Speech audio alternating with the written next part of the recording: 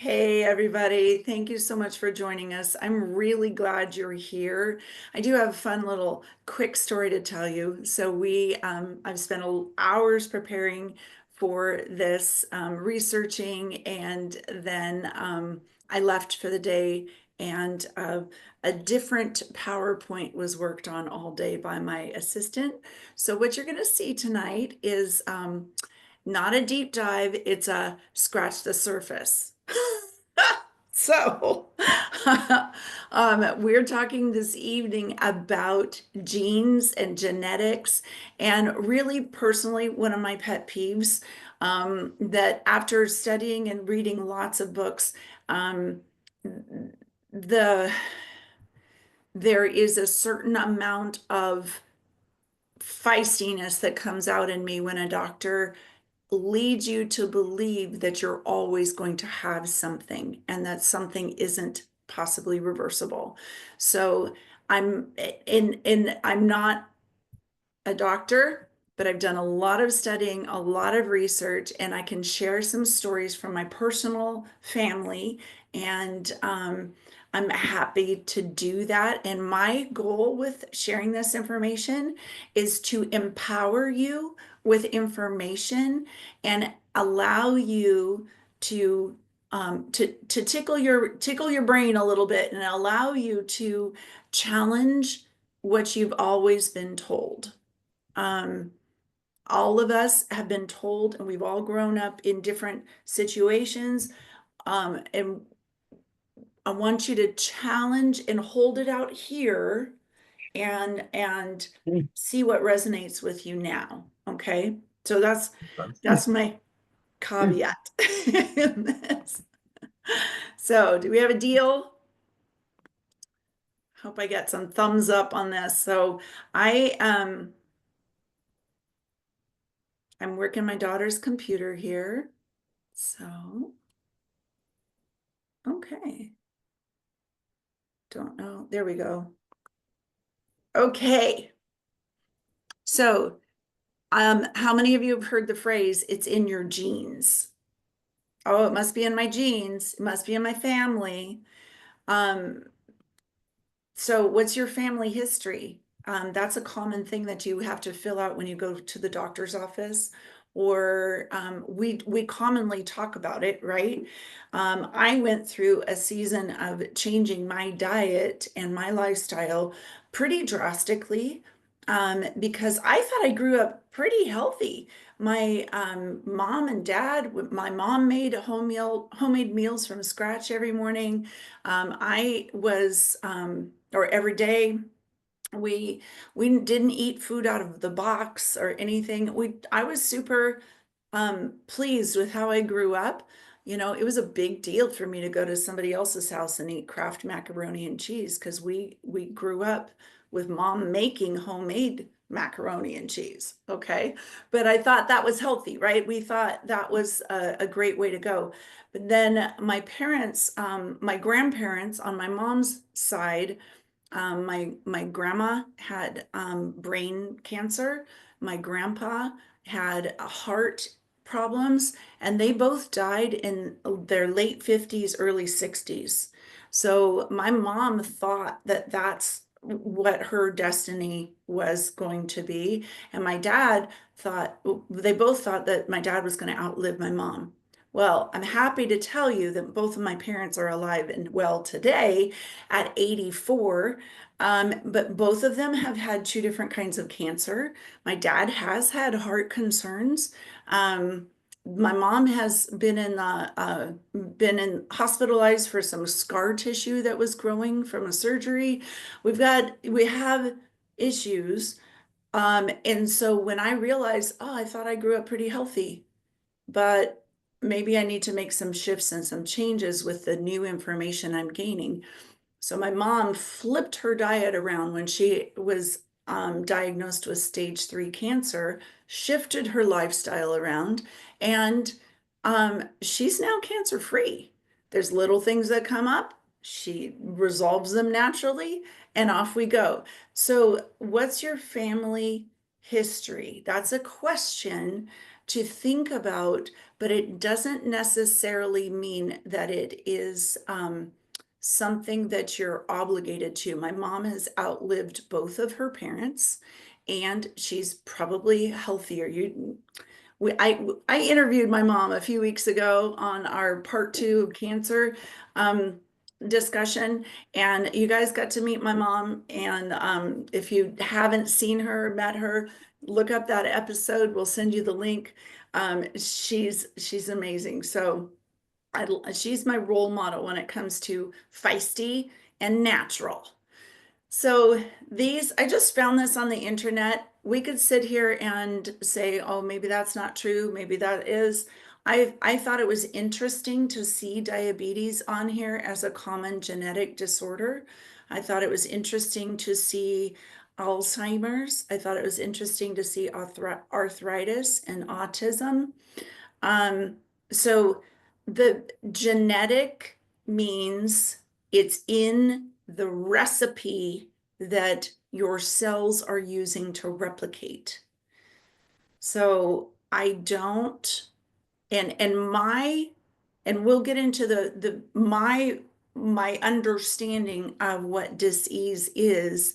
And I think we're here on earth to share information, to give you the information, and you get to make the decision.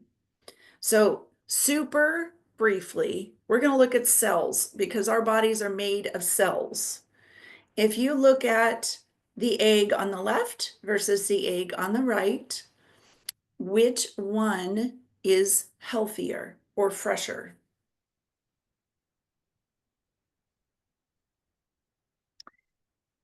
So, the one on the left is not as healthy. It is probably older and not as healthy because the yolk, the center of the egg, the nucleus of the cell is not being supported by long chain proteins. So this is a beautiful thing. There's things that we can do to help support our cells and get our cells back to natural, healthy activity. Is that a DNA thing? I don't know. I don't know. We're going to be talking tonight about epigenetics a little bit. We're just, like I said, it's a scratch the surface, not a deep dive. I'm just going to present some ideas here. Epigenetics refers to how your behaviors and your environment can cause changes that affect the way your genes work. So, unlike genetic mutations, epigenetic changes are reversible and don't change the sequence of a DNA base. They can change how your body reads a DNA sequence. So let me break this down to you. The recipe, let's say we're baking a cake and we need flour, sugar, salt, cocoa if we're making chocolate cake. We need some oil, some milk, and some leavening agent like baking powder, right? Though that's the recipe, that's the DNA of the cake. Now, in the hands of a stressed out baker whose oven's running too hot and over mixes in the mixer and gets distracted on the phone and it over bakes it, the cake is not going to turn out the same as somebody who is calm and peacefully, joyfully making that cake. Okay, that's epigenetics. Same recipe, same ingredients, but they express differently. So here's a family photo from a long time ago. So I'm going to highlight my beautiful baby Eric. So I don't want to throw anybody under the bus here. We're all human, so I'm being very vulnerable in sharing a story with you, but we all have a story, right? So I don't want to throw anybody under the bus.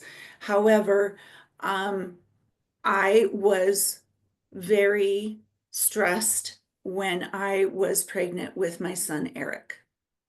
Um, I had a very challenging marriage. We were changing churches. We were moving. Um, it was a very stressful season of my life. So my son Eric um, is oh my goodness, isn't he just the cutest thing? He's now 23, almost 23. He's an amazing, responsible, wonderful, kind-hearted, amazing human being. And he would even admit to you that he is a little bit on the ADD side. He's an amazing engineer. How do I know? Because he's an amazing engineer. He and I are so different. We think about the world so differently, but he's very, very different. His dad is a computer engineer. My dad was an aerospace engineer. My brother has the engineering mind. Actually, two of my three brothers have those engineering minds, but also slightly ADD, ADHD kind of feeling, which is on the autism spectrum. If you sat down and interviewed my husband or my dad or one of my brothers or Eric, you would all say, they're probably on the spectrum somewhere." So is that a heredity thing or is it epigenetics? So I read in a book called The Myth of Normal, Dr. Gabor Mate, and he presented the facts from a study that if a mom is pregnant with the child and she's going through a very stressful time, the baby is born with more dopamine receptors on their brain. So, same recipe for the child, right? Sperm from the mom, egg from the mom, sperm from the dad, and that's the same recipe, but it's expressing in a way that the brain has more dopamine receptors. So that means that my son is more likely to be addicted to things. And this baby was. He was a screen addict for when before he was even 1 year old. Um, if we needed to do something, he was very clingy to me. I was his first addiction, and then after that, I he could not be satiated. I couldn't have anybody watch him unless there was VeggieTales on. The boy was an addict, like before age 1. Did I know better? I did not know better, but I fed that addiction, filling those dopamine receptors. Now, does he really enjoy his computer time and his game time and his alone time? Yes, he does. So I'm just saying that that's something that um, I don't believe is a genetic thing. I believe that's an epigenetic thing. Is it resolvable? Possibly. So here's my thoughts on DNA. God doesn't make junk. I believe he's our creator, and his recipe, as he says, is very good. And when we have toxins and traumas, there are people who do horrible things to other people. There are toxins in this world, and those things exist. Those things negatively affect our cells. This is what I believe the causes of disease to be: toxins, trauma, and our thoughts and beliefs. So I've read a book called Mind Over Medicine, and what you can literally change the trajectory of your health by believing that something is going to work or not going to work. And that's going to be a whole nother deep dive for another day, because we have people wondering if these patches are um, are real, if they're, what if it's the placebo effect? So another day we will talk about the placebo effect. So I just want you to look at these common just genetic disorders. I just searched this out today on the internet. There are some things on here, like in my mom's story, she reversed cancer. It's not hard coded into her genes. There are people who I have heard of who have been able to reverse arthritis. I know of someone who's able to reverse diabetes.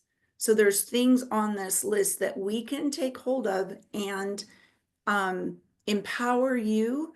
Now, we're not experts, but we have this amazing tool that we're happy to share. And I continue to study. So I want you to look at this. And we have a wonderful patch called glutathione. What if we can help somebody? And some of these things people we just saw on the other list that are genetic, common genetic diseases. Goodness. So if we maybe, do you think if we increased the person's glutathione in their body, would that help them possibly get rid of these things? And for those of you who don't know, glutathione is a major antioxidant. It is my favorite garbage man in the whole wide world, because he takes his little truck around my body and collects the trash, toxins, it collects viruses, bacteria, molds, things that should not be in there, things that are negatively affecting my cells, and binds it to it, and then allows my body to flush it out. So it's my favorite garbage man in the world, glutathione. So again, we were talking about how stress affects the body. Do you know that when we are in stress, that is our sympathetic nervous system that's on overdrive. When our sympathetic nervous system is on overdrive, our parasympathetic nervous system is on diminished. It quiets down, it goes a little bit dormant. So if you think of your circadian rhythm during the day, we need to be awake, we need to make food, we need to work, we need to get stuff done, we need to move our body. All of those things are great. We have family, we have relationships, we have all these things moving parts during the day. But then we need to wind down and have a rest time and get our parasympathetic nervous system to work. So the parasympathetic nervous system is when we can process our memories for the day, we rest, we digest, and we detox. And all of those, if you think about it, it's opposite of how stress affects the body. But if we didn't have any stress, we wouldn't get anything done. So but there are some stresses that we go through that quiets our body's ability to heal. So I believe we are mind, body, and soul. And we can change our language, we can change our belief system. And what I'm hoping to help you believe is we can change from victim to victor. Here's an example. This happened during COVID. I guess it was just more aggravating to me when I heard my daughter's friends talking about, oh, it's my anxiety, it's my this, it's my that, it's my cancer, it's my and you fill in the blank, you fill in the ailment. If you own it, then it is you form an attachment to it, a relationship with it. And I'm going to ask you to rethink that and possibly say, okay, this is the state that my body is in right now. I'm going to choose to do more healthy things. I have amazing tools to help my body be well. Just like Joyce mentioned a few sessions ago when we were doing our session 1 on cancer. And again, get the recording if you don't have it. It was amazing. But she said that our cells were in a cancerous state. Not that she had cancer, that it was her cancer. She wasn't owning it. She was saying her cells were in a cancerous state, kind of like the bruised banana. The banana has bruises, oxidative stress on the cells. That's likening to having cancer on the cells, in the cells, but we can help them and support them. So this is about trauma and emotional trauma. This is physical trauma. We also have all kinds of emotional trauma, right? But look at this effect on the cells. At the cellular level, these are these emotions can affect the cell. So if you look at the orange and the red, those are destructive energy, or I would say you don't want to hang out in that area for too long, right? But it is a motivator to get back up out of those emotions. So those that literally shifts the energy, it shifts the stress on the cells. So, for example, two people can be going through in a car crash. If one person is going through a divorce, that person's cells are receiving more stress on them because of all of the angst and emotions and stress and frustration and anger and grief that that person is going through than the other person who isn't going through a divorce. Their bodies receive the same impact, the same G forces on their bodies, but the cells are impacted more. There's more damage Just received on the differently is the cells word. that are already under stress, if that makes sense.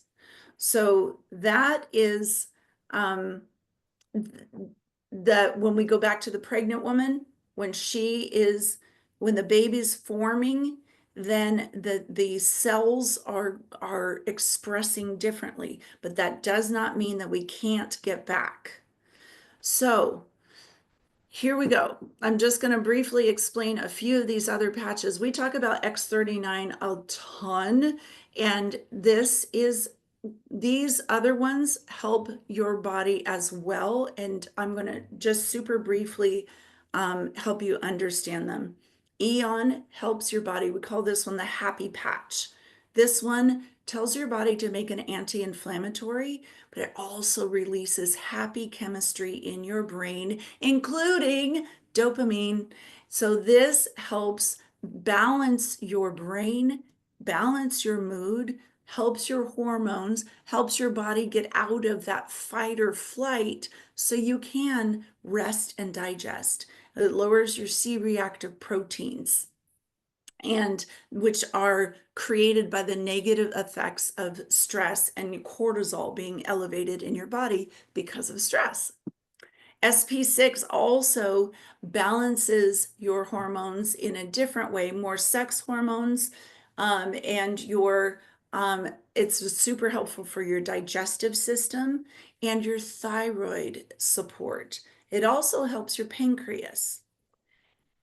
So that's your parasympathetic nervous system also getting some love. Silent nights helps your body create melatonin. And that, of course, melatonin is amazing and it is an antioxidant. They're studying it on helping how healthy it is for you, but it helps your body um, get into that state of sleep where you are resting, digesting.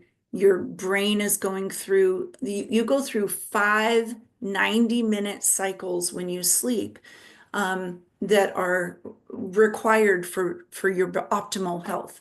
So if you're not getting 7.5 hours of sleep every night, you're cheating yourself from health and wellness. And then, of course, glutathione. Glutathione is amazing. It does have some protective abilities on your DNA, and it is that major detoxifier that we were talking about. So your gut health is part of that, and so is your brain. Oh my goodness. Heavy metals settle in fat, and I'm sorry to say it, but most of us, I mean, our brains are very fatty. And so a lot of toxins get stored away in the brain. Glutathione is amazing to help us get some of those toxins out. Then, of course, GHK copper peptide is what the X39 tells your body to make. That resets your genes to a younger, healthier state. And so this one, if we go on to that Start X39 Now website, there's a whole deep dive you can do just on GHK copper peptide. And I recommend that you do. The bullet points on there are based on studies, and there's 50 years of research on GHK copper peptide. It's not something to dismiss as a placebo. X39 is a patented product that tells your body to make this copper peptide. And when this copper peptide is present in your body's releasing your own stem cells. That's what it is.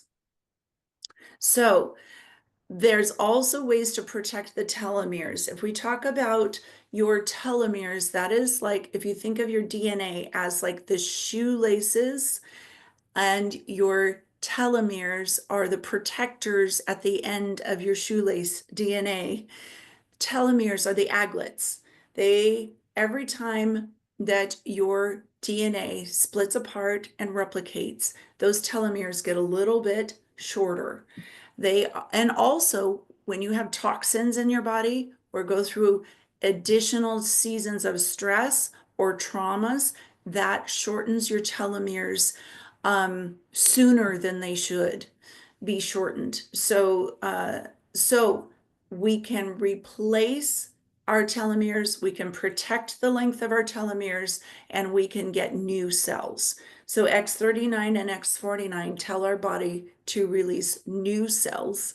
Carnosine protects the length of the telomeres on our DNA recipe. Glutathione also helps our DNA recipe.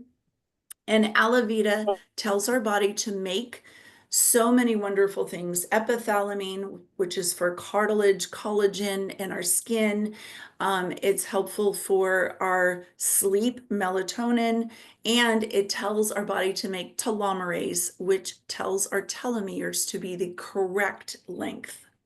So many good things. So these are major detoxifiers. I didn't mention that carnosine gets aluminum out of the brain. And this is just a little piece of the studying I do. This is the last year and a half of books. And then some, I've got other books, but these are the ones that I related to and was thinking about when I was putting this together. So Wow, that is fantastic stuff, Cami. Thank you so much for putting this together. you're welcome. It's a scratch the surface, guys.